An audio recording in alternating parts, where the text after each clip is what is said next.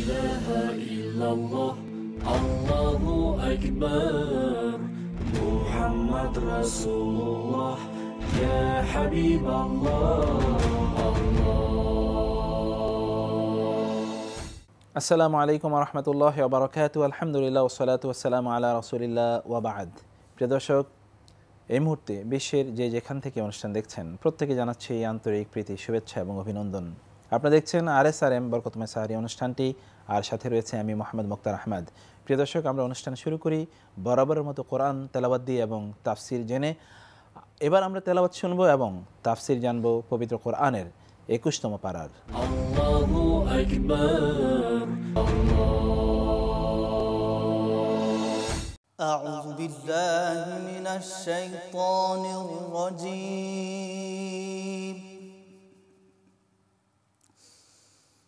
بسم الله الرحمن الرحيم.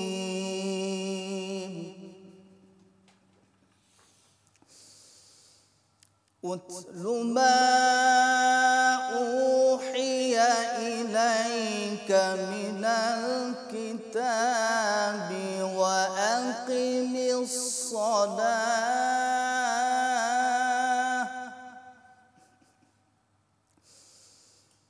إن الصلاة تنهى عن الفحشاء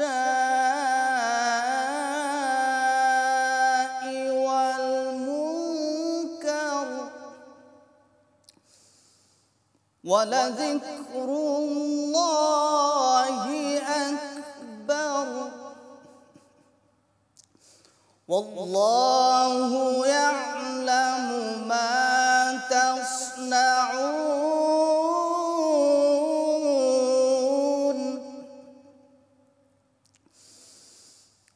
ولا تجادلوا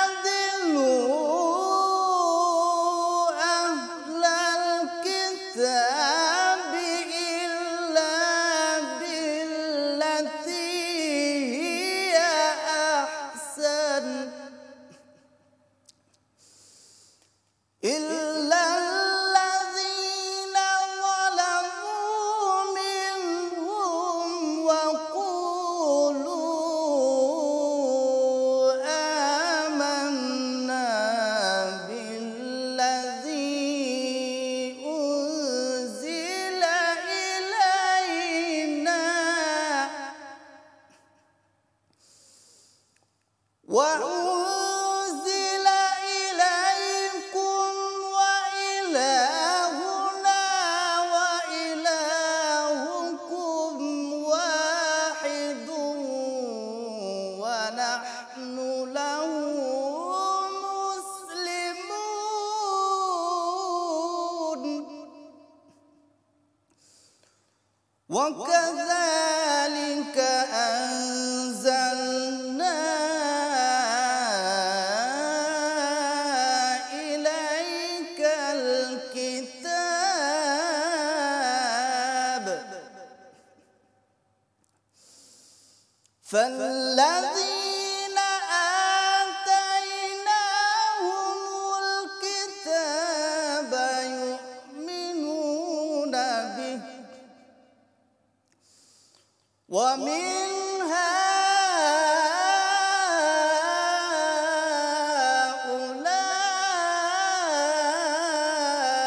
هؤلاء من يؤمن به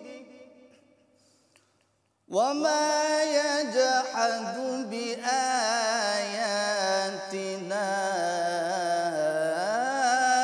إلا الكافرون وما كنت تتلو من قبله من كتاب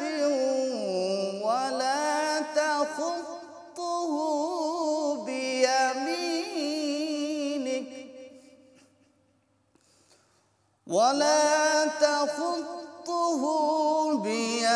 بيمينك إذا لارتاب المبطلون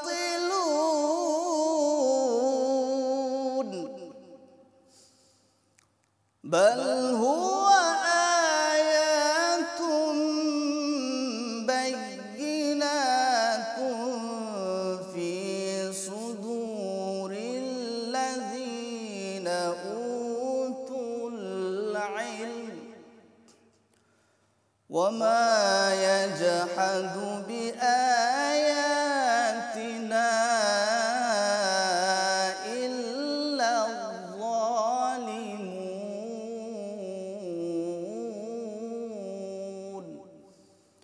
صدق الله العظيم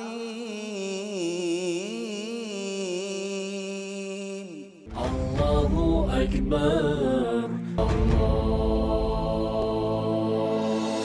السلام عليكم ورحمة الله وبركاته الحمد لله رب العالمين والصلاة والسلام على عبد الله ورسوله نبينا محمد وعلى آله وصحبه أجمعين أما بعد সুপ্রিয় দর্শক শ্রোতা শুরুতে আপনাদের জানাচ্ছি বিশেষভাবে আমন্ত্রণ এনটিভি বরকতময় সাহারি এই গুরুত্বপূর্ণ প্রোগ্রামে রমাদানের বরকত সাহারির বরকত সব সাথেই আমরা নিব কোরআনুল কারীমের বরকত আজকে আমরা ২১তম পারার কিছু তেলাওয়াত শুনেছি সেই সাথে ২১তম পারার সূরাগুলি সম্পর্কে একটু ধারণা নেব কিছু বরকতময় শিক্ষা নেব নিজেদের জীবনগুলিকে বরকতময় করার চেষ্টা করব ২১তম পারায় বেশ কয়েকটি সূরা স্থান লাভ করেছে সূরা আল আনকাবুত এর শেষের দিকে কিছু অংশ ২১তম পারায় রয়েছে ঠিক তেমনইভাবে সূরা আর রোম সূরা আল লুকমান সূরা আলিফ লাম মিম সাজদা সূরা আল আহজাব প্রায় ৫টি সূরা এই ২১তম পারায় রয়েছে সূরা আল আনকাবুত এর ৪৫তম আয়াত থেকেই ২১তম পারা শুরু হয় আল্লাহ রাব্বুল আলামিন এই আয়াতে একটি গুরুত্বপূর্ণ বিষয় আমাদেরকে স্মরণ করে দিয়েছেন আল্লাহ বলেন উতলু মা উহিয়া ইলাইকা মিনাল কিতাব ওয়া আকিমিস সালাহ ইন্নাস সালাতা তানহা আনিল ফাহশাই ওয়াল মুনকার ওয়া লাযিকরুল্লাহি আকবার ওয়াল্লাহু ইয়ালামু মা তাসনাউন সূরা আল আনকাবুত আনকাবুত শব্দের অর্থ হলো মাকড়সা আশ্চর্য হওয়ার বিষয় যে আল্লাহ সুবহানাহু ওয়া তাআলা একটা সূরা কোরআনুল কারীমে এটার নাম হলো মাকড়সা আল্লাহ রাব্বুল আলামিনের সৃষ্টি ছোট বড় কোনোটাকেই অবহেলা করার সুযোগ নেই মাকড়সার দৃষ্টান্ত আল্লাহ রাব্বুল আলামিন এই সূরায় দিয়েছেন আজকে আমরা নিজেদেরকে বা আত্মরক্ষার জন্য বিশাল বিশাল অট্টালিকা আমরা নির্মাণ করছি এগুলিকে আল্লাহ সুবহানাহু ওয়া তাআলা মাকড়সার জালের সাথে তুলনা করেছেন যদি আল্লাহর দয়া না থাকে আল্লাহর রহমত না থাকে তাহলে ফু দিলে যেমন একটা মাকড়সা অনেক কষ্ট করে অনেক কিছু নির্মাণ করে একটি ফু দিয়ে সব কিছু উড়িয়ে দেওয়া যায় আমাদের সব কিছু আল্লাহ সুবহানাহু ওয়া তাআলা এভাবেই উড়িয়ে দিতে পারেন সুতরাং আল্লাহর কাছে উন্নত প্রযুক্তির এত কিছু নিয়ে বরত্ব মহত্ব ও অহংকারের কিছুই নেই বরত্ব মহত্ব ও গর্ব শুধু একমাত্র আল্লাহ সুবহানাহু ওয়া তাআলার আল্লাহ রাব্বুল আলামিন এই পারার যে ৪৫তম এই সূরার ৪৫তম আয়াত থেকেই শুরু ২১তম পারা আল্লাহ শুরুতেই বললেন হে নবী তোমার কাছে যা ওহী করা হয়েছে কিতাবের তা তাদেরকে পাঠ করে শোনাও ওয়া আকিমিস সালাহ এবং সালাত কায়েম করো ইন্নাস সালাতা তানহা আনিল ফাহশাই ওয়াল মুনকার জেনে রাখো সালাত মানুষকে যাবতীয় অন্যায় ও অশ্লীলতা থেকে বিরত রাখে সুবহানাল্লাহ সুপ্রিয় দর্শক শ্রোতা স্মরণ করে দিতে চাই এই রমাদান মাস একটি প্রশিক্ষণ নেওয়ার মাস যারা বেনামাজি ছিলেন তারা দেখা যায় রমাদান মাসে নামাজি হয়ে গেছেন শুধু নামাজি নয় যারা জামাতেও অংশগ্রহণ করতে পারতেন না রমাদান মাসেও তারা ৫ ওয়াক্ত সালাত জামাতের সাথে পড়ার চেষ্টা করছেন আসুন এই প্রশিক্ষণের মাসে যদি আমরা প্রশিক্ষণ গ্রহণ করার চেষ্টা করি, তাহলে রমাদানে যেমন আপনি নামাজি জামাতের সাথে নামাজ আদায় করেন, এই প্রশিক্ষণ আপনি নিতে পারেন বা এই কাজটি করতে পারেন। আল্লাহকে ভয় করলে, জান্নাতের আশা রাখলে রমাদানের পরেও তো আমরা সেভাবেই থাকতে পারি। আসুন এই সূরার নির্দেশনা থেকে আমরা যেন সালাত আদায়ের মাধ্যমে, সালাত কায়েমের মাধ্যমে অন্যায় অশ্লীলতা থেকে বিরত থাকতে পারি রমজানের পরেও। সূরা আনকাবুত থেকে সেই শিক্ষায় আমরা নেব। এরপরে হচ্ছে সূরা আর রোম। সূরা আর রোম আল্লাহ রাব্বুল আলামিন শুরুই করলেন আলিফ লাম মিম গুলিবাতির রোম ফি আদনাল আরদি ওয়া হুম মিন বাদি গালাবিহিম সায়াগলিবুন। রোমবাসীরা তারা ছিল খ্রিস্টান। ইসলাম, খ্রিস্টান মানে হচ্ছে নাসারা, আহলে কিতাব। ইসলাম একটা বিষয়ের মূল্যায়ন করেছে। মুসলিমদের সবচেয়ে বড় শত্রু হলো যারা মুশরিক, প্রতিমা পূজারী। অতঃপর ইহুদ এবং খ্রিস্টান। তো ইহুদ এবং খ্রিস্টানদেরকে, আহলে কিতাব যারা, তাদেরকে মুশরিকদের সাথে তুলনা করা হয়নি, কিছুটা তাদেরকে হালকা মনে করা হয়েছে। কারণ প্রতিমা পূজারীদের কোনো ভিত্তি নেই, আল্লাহর পক্ষ থেকে কোনো কিছু তারা প্রাপ্ত হয়নি, না কিতাব না নবী রাসূল। কিন্তু আহলু কিতাব ইহুদ এবং খ্রিস্টান যারা আল্লাহর পক্ষ থেকে নবী এবং কিতাব প্রাপ্ত হয়েছিল, যদিও আজকে তারা এটাকে বিকৃত করে ফেলেছে। তো এজন্য ইসলাম কিছুটা হলেও তাদেরকে মূল্যায়ন করেছে, প্রতিমা পূজারীদের মতো তাদেরকে মনে করেনি। সেই রোমবাসীদের এবং তাদের পরাজয় ও বিজয়, এই বিষয়গুলি আল্লাহ রাব্বুল আলামিন শুরুতে আলোচনা করেছেন। এর মর্মে বিস্তারিত ঘটনা রয়েছে যা আমাদের স্বল্প সময় বলার সুযোগ নেই। এরপরে এসে গেছে সূরা লোকমান। সূরা লোকমান এটি একটি অত্যন্ত গুরুত্বপূর্ণ সূরা। আমরা অনেক সময় এই পরামর্শ দিয়ে থাকি, বিশেষ করে অভিভাবক, বাবা মা তাদেরকে। আজকে বাবা মা সন্তান এর মালিক হন ঠিকই, কিন্তু পরিবেশ পরিস্থিতির কারণে সন্তান যতই বড় হয় ততই সন্তানের কাছে যেন বাবা মার মালিকানাটা হারিয়ে যায়। এমনকি আধুনিক শিক্ষায় শিক্ষিত হয়ে আমাদের সন্তানেরা বাবা মাকে বাড়ি থেকেও বের করে দিয়ে বৃদ্ধাশ্রমে আশ্রয় দিচ্ছে। নাউযুবিল্লাহ। এটাই হচ্ছে আমাদের বাস্তবতা। ইসলাম এই জঘন্য কালচারকে প্রতিবাদ করেছে, প্রতিহত করেছে। ইসলাম সন্তানকে নির্দেশ দিয়েছে বাবা মার প্রতি সদাচরণ করা।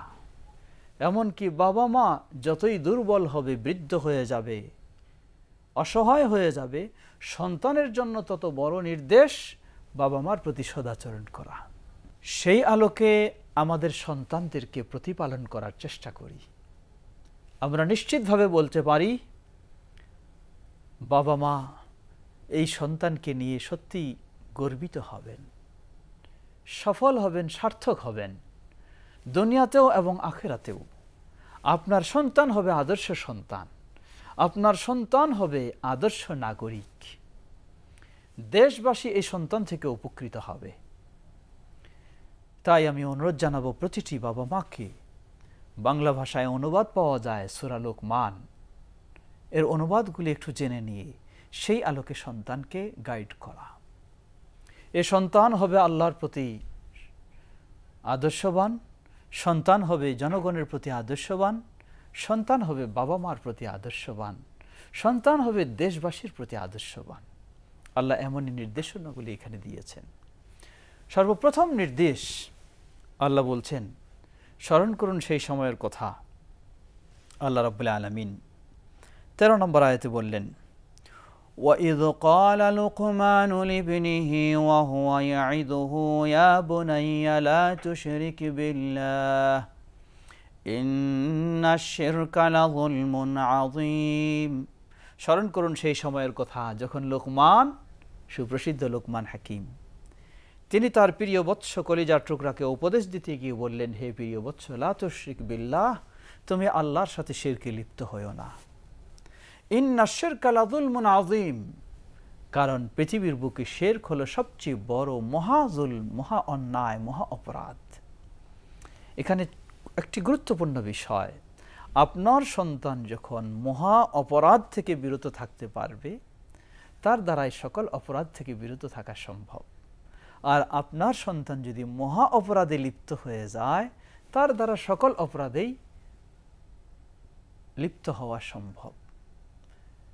অতএব আল্লাহর সাথে যে সন্তান শিরকে লিপ্ত হয়, সে সন্ত্রাসী হতে পারে, সে চাঁদাবাজ হতে পারে, দুর্নীতিবাজ হতে পারে, নেশাগ্রস্ত হতে পারে। আর যে আল্লাহর সাথে এই আদর্শ, এই আচরণ পালন করবে, আল্লাহর দিন মেনে চলবে, আল্লাহর সাথে শিরকে লিপ্ত হবে না, ওই সন্তান আদর্শবান হবে, সমাজের সম্পদ হবে, দেশের সম্পদ হবে। ওয়ালা তুসাহির খাদ্দাকা লিন্নাস ওয়ালা তামশি ফিল আরদি মারাহা ইন্নাল্লাহা লা ইউহিব্বু কুল্লা মুখতালিন ফখুর। হে প্রিয় বৎস, মানুষের সাথে যখন কথা বলবে, মুখটাকে বাঁকা করে তুমি কথা বলো না, সুন্দরভাবে হাসি মুখে মানুষের সাথে কথা বলো, আচরণ করো। ওয়ালা তামশি ফিল আরদি মারাহা, যখন চলাচল করবে দাম্ভিকের মতো, অহংকারীর মতো, গর্ববোধের মতো চলাফেরা করব না। কারণ ইন্নাল্লাহা লা ইউহিব্বু কুল্লা মুখতালিন ফখুর, আল্লাহ সুবহানাহু ওয়া তাআলা কখনোই অহংকারী, দাম্ভিক এই ব্যক্তিদেরকে পছন্দ করেন না। আসুন আমরা এই সূরা থেকে, লোকমান থেকে নিজেরাও শিক্ষা গ্রহণ করব, সেই শিক্ষা নিয়ে আমাদের সন্তানদেরকেও শিক্ষিত করে আদর্শবান করে তোলার চেষ্টা করব। বিশেষ করে সূরা লোকমানের শেষের দিকেও আল্লাহ রাব্বুল আলামিন আরেকটি বিষয়ের সংবাদ দিলেন। আল্লাহ বললেন, ইন্নাল্লাহা ইনদাহু ইলমুস সাআহ ওয়া ইউনাজ্জিলুল গায়সা ওয়া ইয়ালামু মা ফিল আরহাম। আল্লাহ রাব্বুল আলামিনের কাছে কতগুলি গায়েবের চাবিকাঠি রয়েছে যেগুলি কেউ জানে না। তার মাঝে একটি হলো ইলমুস সাআহ, কিয়ামতের জ্ঞান। ইদানিং আমরা কেউ একটু ভিন্নভাবে বিষয়গুলি ছড়াতে চাচ্ছি। ইমাম মাহদী এত সালে আগমন ঘটবে, এত সালের মধ্যে কিয়ামত হয়ে যাবে। কিছু ভিন্ন প্রমাণের আলোকে, ইঙ্গিতসূচক প্রমাণের আলোকে যারা এগুলি বলছেন, গুরুত্ব দিয়ে, এটি কখনোই ঠিক নয়। কারণ কিয়ামতের জ্ঞান, প্রকৃত জ্ঞান, এটি গায়বী বিষয়। আল্লাহ রাব্বুল আলামিন কতগুলি আলামত দিয়েছেন বাস্তব, বা ইসলামে কতগুলি বাস্তব আলামত, নিদর্শনের কথা বলা হয়েছে। এরপরেও নির্দিষ্ট কিয়ামত কখন ঘটবে, কোন সালে ঘটবে, এটি গায়বী বিষয়। কারণ এইভাবে বাড়াবাড়ি করা উচিত নয়। আল্লাহ রাব্বুল আলামিন শেষে এই বিষয়গুলির বর্ণনা দিয়েছেন। এমনইভাবে এরপরে সূরা সাজদাও আল্লাহ রাব্বুল আলামিন অনেকগুলি গুরুত্বপূর্ণ বিষয় নির্দেশনা দিয়েছেন। এরপরে আসছে আবার সূরা আল আহজাব। সূরা আহজাবে আল্লাহ রাব্বুল আলামিন অনেক বিষয় আলোচনা করেছেন। তার মাঝে গুরুত্বপূর্ণ একটি বিষয় হলো নারীদের বিষয়। আজকে মা বোনেরা বহু নির্যাতন, বহু অপমানের শিকার হচ্ছেন। বিশেষ করে আজকে আমরা সর্বমহলে ইভটিজিং প্রতিরোধের চেষ্টা করছি, কিন্তু এরপরেও যেন সম্ভব হচ্ছে না। কারণটা কি? কারণ আসলে ইসলাম যে ব্যবস্থা দিয়েছে ইভটিজিং প্রতিরোধের, সে ব্যবস্থা আমরা গ্রহণ করিনি। সূরা আহজাবে আল্লাহ রাব্বুল আলামিন নারীদের শান্তি ও নিরাপদে থাকার জন্য যে হেজাব, পর্দার ব্যবস্থা দিয়েছেন, সে বিষয়গুলি সূরা আহজাবে আলোচনা হয়েছে। আমরা যদি এই কোরআনের শিক্ষার আলোকে, ইসলামের শিক্ষার আলোকে, রাসূলের হাদিসের শিক্ষার আলোকে, রমাদানের শিক্ষার আলোকে শিক্ষা গ্রহণ করতে পারি, তাহলে আমরা নিশ্চয়ই নারী পুরুষ সকলেই শান্তিপূর্ণ পরিবেশে বসবাস করতে পারব। আল্লাহ আমাদেরকে সেই শিক্ষা গ্রহণ করেই শান্তির পথেই অগ্রসর হওয়ার তৌফিক দান করুন। ওয়া আখির দাওয়ানা আনিল হামদুলিল্লাহি রাব্বিল আলামিন ওয়া সাল্লাল্লাহু তাআলা আলা নবিয়িনা মুহাম্মদ ওয়া আলা আলিহি ওয়া সাহবিহি আজমাইন। সুবহানাকা আল্লাহুম্মা ওয়া বিহামদিকা আশহাদু আন লা ইলাহা ইল্লা আনতা আস্তাগফিরুকা ওয়া আতুবু ইলাইক। ওয়াসসালামু আলাইকুম ওয়া রাহমাতুল্লাহি ওয়া বারাকাতুহু। এবার আলোচনা করব। আজকের আলোচ্য বিষয় হচ্ছে রমাদানের শেষের দশকে আমাদের করণীয়। যে দশকে রয়েছে লাইলাতুল কদর, যে লাইলাতুল কদর পাওয়ার জন্য রাসূলুল্লাহ সাল্লাল্লাহু আলাইহি ওয়াসাল্লাম ইতিকাফ করেছেন প্রথম দশকে, দ্বিতীয় দশকে, তারপর তৃতীয় দশকে তিনি ইতিকাফ করে তিনি লাইলাতুল কদর খুঁজে পেয়েছেন। তিনি বলেছেন তোমরাও লাইলাতুল কদর খোঁজো। লাইলাতুল কদর খোঁজার জন্য আমাদের কিছু প্রস্তুতির ব্যাপার আছে এবং প্রত্যেকটি রাত সম্ভাবনাময় লাইলাতুল কদরের, সেই ক্ষেত্রে আমাদের কিছু কার্যক্রম আছে, আমাদের কিছু আমল আছে। সে আমলগুলো কি হবে এবং লাইলাতুল কদরের প্রাপ্তির জন্য আমাদের মনের আকুতি আকাঙ্ক্ষা কী থাকবে, সেই বিষয়গুলো নিয়ে ইনশাআল্লাহ আমরা আজকে আলোচনা করব। এবং আলোচনা করার জন্য আমরা আজকে স্টুডিওতে আমন্ত্রণ জানিয়েছি বাংলাদেশের অন্যতম প্রধান ইসলামী চিন্তাবিদ এবং শিক্ষাবিদ, বিশিষ্ট গবেষক এবং আলোচক ও ইসলামী শিক্ষা ব্যক্তিত্ব, ইসলামী শিক্ষা ও সংস্কৃতি ইনস্টিটিউটের মাননীয় প্রতিষ্ঠাতা পরিচালক জনাব শাইখ আকরামুজ্জামান বিন আব্দুস সালাম আল মাদানী। আসসালামু আলাইকুম। ওয়ালাইকুম আসসালাম ওয়া রাহমাতুল্লাহি ওয়া বারাকাতুহু। মোহতারাম, আপনি কেমন আছেন? জি আলহামদুলিল্লাহ, আল্লাহর রহমত ভালো আছি। আপনারা? আলহামদুলিল্লাহ, আল্লাহ অনেক ভালো রেখেছেন। আপনাকে আমরা স্বাগত জানাচ্ছি আমাদের স্টুডিওতে। মোহতারাম, আমরা তো আজ রাত থেকেই শুরু হয়েছে আলহামদুলিল্লাহ লাইলাতুল কদর, এবং লাইলাতুল কদরের মধ্যেই সম্ভাবনা একটি রাতের মধ্যে আমরা এখনও আছি। যখন আমাদের অনুষ্ঠানটি প্রচারিত হচ্ছে তখনও দোয়া কবুলের অত্যন্ত গুরুত্বপূর্ণ একটি মুহূর্ত, জাউফুল লাইলিল আখির, যেটা রাসূল সাল্লাল্লাহু আলাইহি ওয়াসাল্লাম বলেছেন, এমন একটি সময়ও আমরা আছি। এখন যদি আমরা লাইলাতুল কদর পাই তাহলে আমাদের করণীয় কি, অথবা এই গোটা শেষ দশক জুড়ে আমাদের করণীয় কি, রাসূল সাল্লাল্লাহু আলাইহি ওয়াসাল্লাম কী করতেন, সাহাবায়ে কেরামগণ কী করতেন, ইত্যাদি অনেকগুলো বিষয় নিয়ে আমরা আলোচনা করব। তার আগে আপনি লাইলাতুল কদর সম্পর্কে যদি সংক্ষিপ্তভাবে কিছু কথা বলেন। আলহামদুলিল্লাহ, ওয়াসসালাতু ওয়াসসালামু আলা রাসূলিল্লাহ ওয়া আলা আলিহি ওয়া সাহবিহি ওয়া মান ওয়ালাহ, আম্মা বা'দ। রমজানের শেষ দশক অত্যন্ত গুরুত্বপূর্ণ একটা সময়। এই শেষ দশকের ব্যাপারে বিশেষভাবে কোরআনে আল্লাহ তাবারক ওয়া তাআলা আয়াত নাজিল করেছেন, সূরা নাজিল করেছেন। জি, যেমন কদর নামে একটি সূরা আমরা পাই সুবহানাল্লাহ 30তম পারায়, ইন্না আনজালনাহু ফি লাইলাতিল কদর ওয়া মা আদরাকা মা লাইলাতুল কদর লাইলাতুল কদরি খায়রুম মিন আলফি শাহর। জি, আলহামদুলিল্লাহ, শেষ দশকের এটা একটা বিশেষ আকর্ষণ। সুবহানাল্লাহ, আল্লাহ তাবারক ওয়া তাআলা নিজেই এই আকর্ষণ আমাদেরকে আকর্ষণীয় জিনিস দিয়েছেন একটি সূরার মাধ্যমে। জি, নিশ্চয়ই এই কোরআনকে নাজিল করেছি লাইলাতুল কদরে।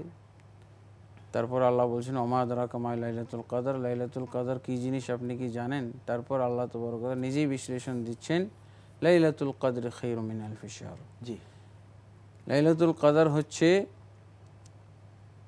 হাজার মাসের অপেক্ষা উত্তম।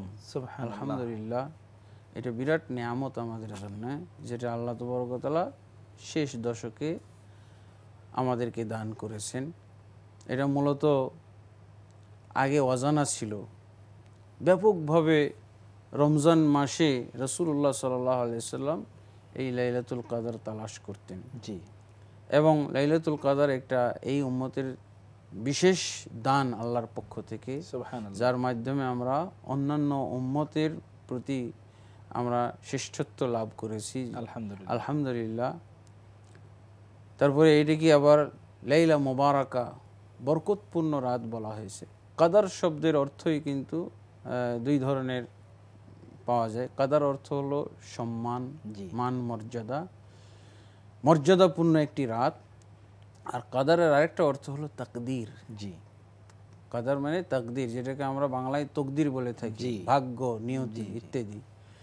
তার হলো ভাগ্য রজনী। এই রজনীতে আল্লাহ তাবারক ওয়া তাআলা পরবর্তী বছরের বাজেট নির্ধারণ করে থাকেন এবং সেই নির্ধারণ মোতাবেক পুরা বছর পরিচালিত হয়। সুবহানাল্লাহ, আলহামদুলিল্লাহ, এই দিক থেকে এটা হলো ভাগ্য রজনী। আমরা অনেকেই কিন্তু শাবান মাসেও ভাগ্য রজনী একটা পেয়ে থাকে, এটা ভুল ধারণা এবং এই সূরার অবমাননা। জি, এটা করা যাবে না। এটা ভাগ্য রজনী কেবলমাত্র রমজান মাসেই আল্লাহ লাইলাতুল কদর দান করেছেন, এটাই।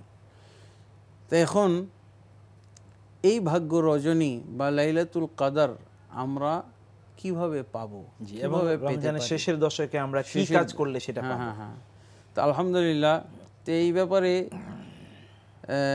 আল্লাহর রসুল সাল্লাল্লাহু আলাইহি ওয়াসাল্লামকে আমরা পাবো হাদিসের ভিতরে। যদি আমরা দেখতে যাই, সহিহ বুখারীতে আছে, তিনি প্রথম দশক, দ্বিতীয় দশক তালাশ করেছেন। এরপরে রাসূলুল্লাহ সাল্লাল্লাহু আলাইহি ওয়াসাল্লামকে জানানো হয়েছে যে এটা হলো শেষ দশকের ভিতরে রয়েছে। এমনকি রাসূলুল্লাহ সাল্লাল্লাহু আলাইহি ওয়াসাল্লামকে নির্দিষ্ট একটা রাত্রের কথা জানানোর পর আল্লাহ ভুলিয়ে দিয়েছেন, এবং এটা আল্লাহ রসুলকে ভুলিয়ে দেওয়া হয়েছে। এবং এরপরে আল্লাহ রসুল সাল্লাল্লাহু আলাইহি ওয়াসাল্লাম এটাই বলেছেন যে তবে তোমরা এটিকে শেষ দশকের ভিতরে তালাশ করো। রাসূলুল্লাহ সাল্লাল্লাহু আলাইহি ওয়াসাল্লাম থেকে হাদিসটি পাওয়া যায়, তাহাররুহা ফিল বিত্রি মিনাল আশরিল আওয়াখির মিন রমাদান, তোমরা এই রাতটিকে তালাশ করো শেষ দশকের বেজোড় রাতগুলিতে। এই এবং আল্লাহ রসুল সাল্লাল্লাহু আলাইহি ওয়াসাল্লাম এই শেষ দশক ব্যাপকভাবে প্রস্তুতি নিতেন ইবাদতের জন্য, এবং ব্যাপক ইবাদত করতেন, সারা রাত জেগে ইবাদত করতেন। আয়েশা রাদিয়াল্লাহু থেকে বর্ণিত হাদিসে পাওয়া যায়, ইযা দাখালা আশর ইয়াজতাহিদু মা লা ইয়াজতাহিদু ফি গায়রিহি। আল্লাহ রাসূল সাল্লাল্লাহু আলাইহি ওয়াসাল্লাম যখন শেষ দশক প্রবেশ করত, তখন তিনি এমন কঠোর সাধনা করতেন, পরিশ্রম করতেন ইবাদত এবং আমলের জন্য, যা অন্য সময় তিনি করতেন না। এবং কিভাবে করতেন এটা আরেক বর্ণনা এসে গেছে, তিনি আহইয়া লাইলাহু শাদ্দা মিজারাহু, তিনি তার মানে কোমর শক্ত করে বেঁধে নিতেন। ওয়া আইকাযা আহলাহু, আহইয়া লাইলাহু ওয়া আইকাযা আহলাহু, তার পরিবারকেও তিনি জাগিয়ে দিতেন। অন্য রাতগুলোতে না জাগাইলেও এই শেষ দশকের রাতগুলোতে জাগিয়ে দিতেন। তারপরে কি সারা রাত জেগে উনি ইবাদত করতেন। এই যে আনাস রাদিয়াল্লাহু বর্ণিত হাদিসে যেটা আমরা আগে বলেছি, যে কখনো আল্লাহ রসুল সাল্লাল্লাহু আলাইহি সাল্লাম রমজান ছাড়া এক রাত্রে কোরআন খতম করেননি, আর কখনো আল্লাহ রসুল সাল্লাল্লাহু আলাইহি সাল্লাম সারা রাত জেগে ইবাদত করেননি। তো এটাই হলো কারণ, সারা রাত জেগে ইবাদত করার কারণই হলো যাতে করে লাইলাতুল কাদর মিস না যায়। এই লাইলাতুল কাদরকে পাওয়ার জন্যে আরেকটা ব্যবস্থা, সেটাও একটা ইবাদতের ব্যবস্থা আল্লাহ করে দিয়েছেন, সেটা হলো ইতিকাফ। আর ইতিকাফ হলো এই শেষ দশকের আরেকটি বিশেষ আমল। আল্লাহ তাবারক ওয়া তাআলা এই সম্পর্কে বলছেন, ওয়ালা তুবাশিরুহুন্না ওয়া আনতুম আকিফুনা ফিল মাসাজিদ। সূরা বাকারার 158 নম্বর আয়াতে আল্লাহ ইতিকাফ শব্দটা বলেছেন। এটা হলো মসজিদে করার, নির্দিষ্টভাবে মসজিদে করার একটি ইবাদত। যেহেতু আল্লাহ তাবারক ওয়া তাআলা মসজিদ শব্দটা নির্দিষ্ট করে বলে দিয়েছেন, ইতিকাফ করলে মসজিদে করতে হবে। ওয়াতাহির বাইতিয়া লিত-তাইফিনা ওয়াল আকিফিনা, সেখানে মসজিদের কথা আছে। জি, তো মসজিদে এই জন্যই দেখা যায় যে যারা বিষয়টা বুঝে তারা দেখা যায় সেই সব মুসলিম ভাইয়েরা বিভিন্ন মসজিদে জায়গা নেন, জায়গা গ্রহণ করেন, মসজিদ নির্বাচন করেন এবং সেখানে জায়গা গ্রহণ করেন। এবং ইতিকাফের অর্থই হলো ইবাদতের উদ্দেশ্যে, লাইলাতুল কাদরকে পাওয়ার উদ্দেশ্যে নিজেকে মসজিদে আবদ্ধ করে ফেলা। এই জায়গায় আমরা আপনার কাছে আসবো মুহতারাম। ইতিকাফ মানে মসজিদে নিজেকে আবদ্ধ করে রাখা, মসজিদের পরিমণ্ডলে সেই বিষয়টি হতে হবে লাইলাতুল কদরের প্রাপ্তির উদ্দেশ্যে, এই বিষয়টি আপনি বলেছেন। ইতিকাফ এবং আরও অন্য যে সকল আনুষঙ্গিক ইবাদত রাসূল সাল্লাল্লাহু আলাইহি ওয়াসাল্লাম, সেটি রমাদানের শেষের দশকে তিনি প্রচণ্ড ইজতিহাদ করতেন এই লাইলাতুল কদর পাওয়ার জন্যে। আপনি ইতিকাফের বিষয়ে বলছেন এখানে, তো ইতিকাফ করতে হয় মসজিদে, কিন্তু নারীরা যদি ইতিকাফ করতে চায় আমাদের বর্তমান প্রেক্ষাপটে, তাহলে তারা কি করবে? আলহামদুলিল্লাহ, এই বিষয়টাও দলিলের মাধ্যমে ক্লিয়ার হয়ে গেছে যে নারীরাও মসজিদে ইতিকাফ করবে। এবং আল্লাহর রাসূল সাল্লাল্লাহু আলাইহি ওয়াসাল্লামের যারা সহধর্মী ছিলেন, স্ত্রীরা ছিলেন, তারা তো মুসলিম জাতির ভিতরে সবচেয়ে বেশি পর্দানশীল, অবশ্যই, কিন্তু তারাও মসজিদে ইতিকাফ করেছেন। বাড়িতে ইতিকাফ করার কোনো সুযোগ নেই। আমাদের দেশেও বিভিন্ন মসজিদে নারীদের জন্য ইতিকাফের ব্যবস্থা করা হয়। এটা খুবই সুন্দর ব্যাপার এবং এটাকে আমি উৎসাহিত করি। যারা ব্যবস্থা করেন তাদের জন্য দোয়া করি, আল্লাহ তাদেরকে জাযায়ে খায়ের দান করুন। আমিন। একটা সুন্নাহকে পুনর্জীবিত করছেন তারা, এটা মৃত্যু সুন্নাত জীবিত করা। এর পাশাপাশি যারা নারীদেরকে মসজিদে নেওয়ার বিরুদ্ধে কথা বলেন, মূলত আল্লাহর কাছে তাদের জন্য হেদায়েত চাই, হেদায়েতের দোয়া সঠিক করি। বুঝ আল্লাহ তাদেরকে আল্লাহ দিন। তাবারক ওয়া তাআলা তাদেরকে হেদায়েত দান করুন, সঠিক বুঝ দান করুন। তো ইতিকাফ মূলত সুন্নাহ, একটি ইবাদত, জি যেটা লাইলাতুল কদরকে পাওয়ার জন্য অত্যন্ত মানে ফলপ্রসূ একটি সহায়ক ইবাদত। মানে একজন ব্যক্তি ইতিকাফে থাকলে তো লাইলাতুল কদর পাবেই। জি জি অবশ্যই, তিনি তো ইবাদতের মধ্যেই হ্যাঁ, আছেন। জি জি হ্যাঁ, তবে ইতিকাফের কিছু আদব মেনটেন করতে হবে। জি ইতিকাফ যেভাবে করতে হয় সেভাবে না করলে তো কোনো আর ফায়দা সেটা নেই, ইবাদতই হবে না, সেটা অনর্থক কাজ হলো। জি জি ইবাদত অবশ্যই ইবাদতের উদ্দেশ্যে নিজেকে মসজিদে আবদ্ধ করতে হবে। জি যখন মসজিদে আবদ্ধ করলো তখন যথাসম্ভব যত সময় তার পক্ষে তার সাধ্যে কুলায় ইবাদত করে যাবে। কোরআন তেলাওয়াত, যখন সালাতের সময় নেয় তখন কোরআন তেলাওয়াত করবে, জিকির আজকার করবে, তাসবিহ তাহলিল করবে। হ্যাঁ, দরকার হলে কারো কাছে হেদায়েতের বাণী শুনবে, এইভাবে। আর আড্ডা দেওয়া, মসজিদে আড্ডা দেওয়া এটা অবশ্যই কাম্য নয়, এটা ইতিকাফ বিরোধী। তারপর ব্যবসা বাণিজ্য এগুলো করা যাবে না, মসজিদ থেকে বের হওয়া যাবে না। বের হইতে হবে নিত্য প্রয়োজনীয় বিষয়ে, যদি একান্ত বাধ্য, থাকে। জি যেমন প্রস্রাব, পায়খানা, গোসল, এমনকি যদি খাওয়ার জন্য হোটেলে যেতে হয় সেটাও যেতে পারবে যদি। তবে উত্তম হলো বাড়ি থেকে তার কাছে খাবার পৌঁছানো। যদি পৌঁছানোর লোক না থাকে তাহলে সে নিজেও যেয়ে হোটেলে খেতে পারবে। জি এটা, তবে দুনিয়াবি কোনো কাজে বের হবে না, এটি হলো ইতিকাফ। জি তো ইনশাআল্লাহ যারা ইতিকাফ করে এটাকে এই 20 রমজান শেষ হওয়ার পর 21 রমজানে তারা ফজর থেকে চাঁদ, শাওয়ালের চাঁদ উদিত হওয়ার পূর্ব পর্যন্ত মসজিদে আবদ্ধ থাকবে। জি চাঁদ উদিত হওয়ার সাথে সাথে বাড়ি যেতে পারবে, তবে উত্তম হলো ঈদের সালাত পড়ে বাড়িতে যাওয়া। জি জি তো এইটাই হলো ইতিকাফের নিয়ম। তো এই ইতিকাফের সাথে যেসব ইবাদতগুলো থাকবে এগুলো হলো কোরআন তেলাওয়াত, জিকির আজকার, এমনকি সাদাকাত। সাদাকা, দান সাদাকা আল্লাহ রাসূল সাল্লাল্লাহু আলাইহি ওয়াসাল্লাম ঝড়ের মতো দান করতেন। সুবহানাল্লাহ। আজকে জি জি মিনার রিহিল মুরসালা, আজওয়াদ মিনার রিহিল মুরসালা হাদিসে এসেছে। তা যত প্রকার শরীয়ত সম্মত ইবাদত আছে সবগুলোর সমাহার ঘটানোর চেষ্টা করবে। জি এইটা অত্যন্ত গুরুত্বপূর্ণ বিষয়। আর সালাত দীর্ঘ করে পড়বে, লম্বা চওড়া করে পড়বে। অনেকেই দেখা যায় যে আমাদের কাছে জিজ্ঞেস করে যে 20 রাকাত তারাবি পড়ে তো দেখা যায় রাত পুরোটাই রয়ে গেছে, কি করব এখন? জি এখন দেখা যায় এই সুযোগে অনেকে বেদাত দিয়ে এর একটা কভার করে, এগুলো ঠিক না। জি বিভিন্ন ধরনের মিলাদ, কিয়াম এগুলো দিয়ে রাত ভর্তি করে। অনেকে আবার কদরের নামাজ পড়ে। জি কদরের নামাজ পড়ে, কদরের নামাজ বলতে কদরের কোনো নামাজ নামাজ বলে নাই। কোনো নামাজ নাই। জি তবে অবশ্যই কদরের নির্দিষ্ট একটি দোয়া রয়েছে, এই দোয়াটা ব্যাপকভাবে এই রাতে সারা পড়া রাত দরকার। 2 রাকাত পর পর এই দোয়াটা করবে, সালাম ফিরার পরে পরে এই দোয়া করবে, আল্লাহুম্মা ইন্নাকা আফুউন তুহিব্বুল আফওয়া ফাআফু আন্নি। জি তো এখানে এই লাইলাতুল কদরের বিষয়টা আরেকটু আমরা পরিষ্কার করতে চাই।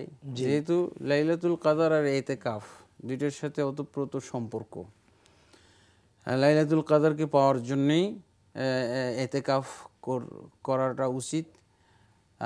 তবে ইতিকাফ কখনো কিন্তু ওয়াজিব নয়, এটা সুন্নাতে এটা মুআক্কাদা। সুন্নাহ বলতে পারি, নফল সুন্নাহ, অত্যন্ত ফলপ্রসূ একটি ইবাদত।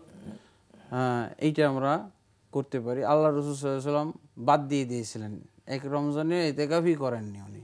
জি তো যদি ওয়াজিব হয় তাহলে তো ছাড়া গুনাহ হইতো, এটা তো হইতো, এটা সম্ভব ছিল না। কিন্তু এখান থেকে প্রমাণিত হচ্ছে যে এটা হলো সুন্নাহ বা নফল। এর পাশাপাশি আমাদের এই শেষ দশকে আরও কিছু ইবাদত আছে যেগুলো হলো যাকাত, সাদাকা। আল্লাহ রাসূল সাল্লাল্লাহু আলাইহি ওয়াসাল্লাম বলছেন ইন্নামাল আমাল বিল খাওয়াতিম, শেষ ভালো যার সব ভালো তার। এরকম একটা কথা হাদিসেও আছে সহিহ বুখারী এবং মুসলিমে। এই জন্য চেষ্টা করবে যারা 20 পর্যন্ত কিছুটা শিথিলতা প্রদর্শন করেছে সেটা যেন এই শেষ দশকে পুষিয়ে নিতে পারে।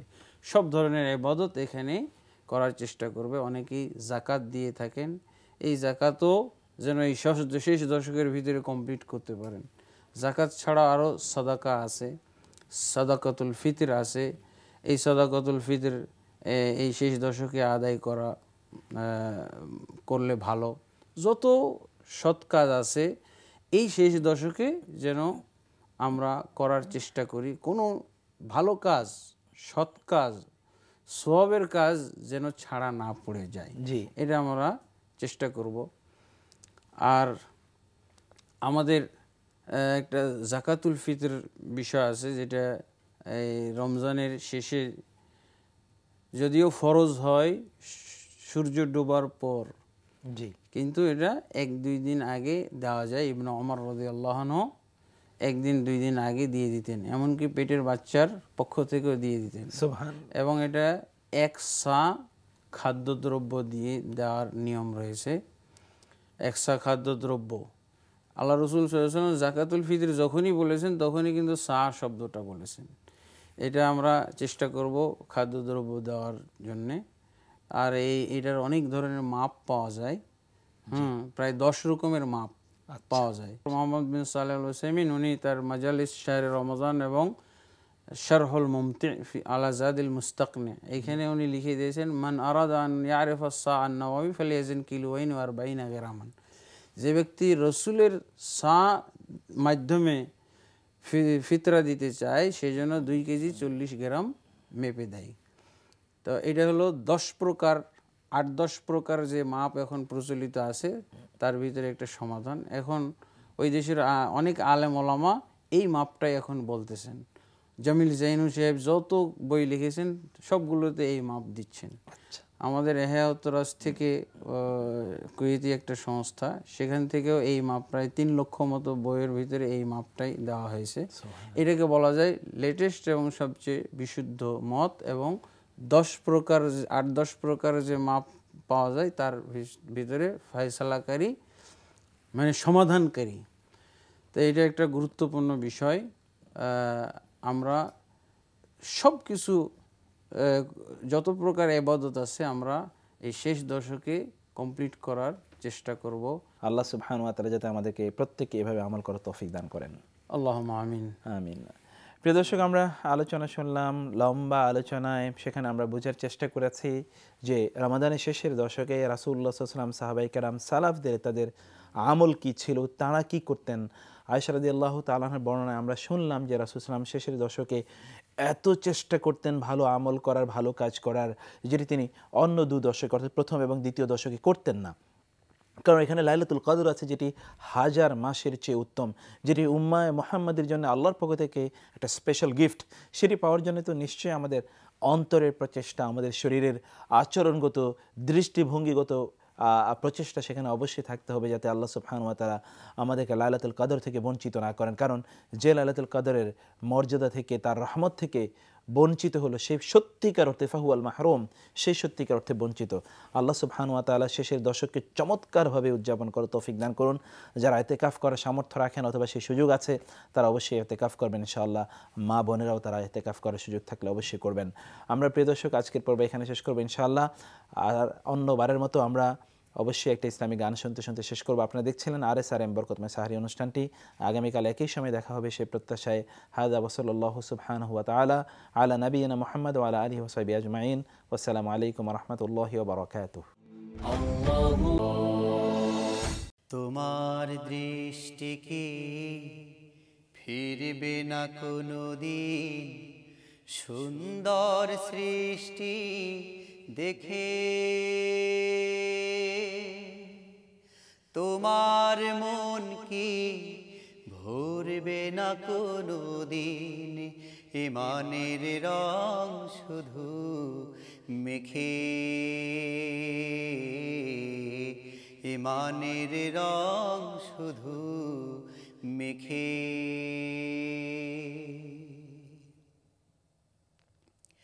দিগন্ত ছুঁয়ে যাওয়া আকাশ দেখে তুমি কি ভাববে না বলো,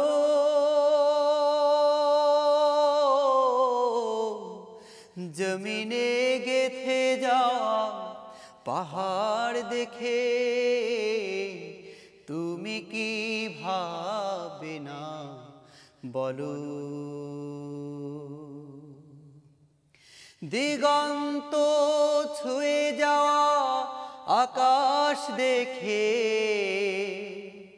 তুমি কি ভাববে না বলো, জমিনে গেথে যাওয়া পাহাড় দেখে তুমি কি ভাববে না বলো। কোন সেই শিল্পী এঁকেছে ছবি, কোন সেই শিল্পী এঁকেছে ছবি, স্নেহের পরশ শুধু মেখে, স্নেহের পরশ শুধু মেখে। তোমার দৃষ্টি কি ফিরবে না কোনো দিন সুন্দর সৃষ্টি দেখে, তোমার মন কি ভরবে না কোনো দিন ইমানের রং শুধু মেখে, ইমানের রং শুধু মেখে। কত নেয়ামত তুমি পেয়েছো কাছে, এত সহজে কে দিয়েছে বলো, যার প্রেমে ডুবে আছে এই ধরনী, তুমি তাকে ভাববে না বলো। ধন্য হবে তুমি এই জীবনে, ধন্য হবে তুমি এই জীবনে, হৃদয়ের মাঝে নিলে লিখে। তোমার দৃষ্টি কি ফিরবে না কোনো দিন সুন্দর সৃষ্টি দেখে, তোমার মন কি ভরবে না কোনো দিন ইমানের রং শুধু মেখে, হৃদয়ের রং শুধু মেখে।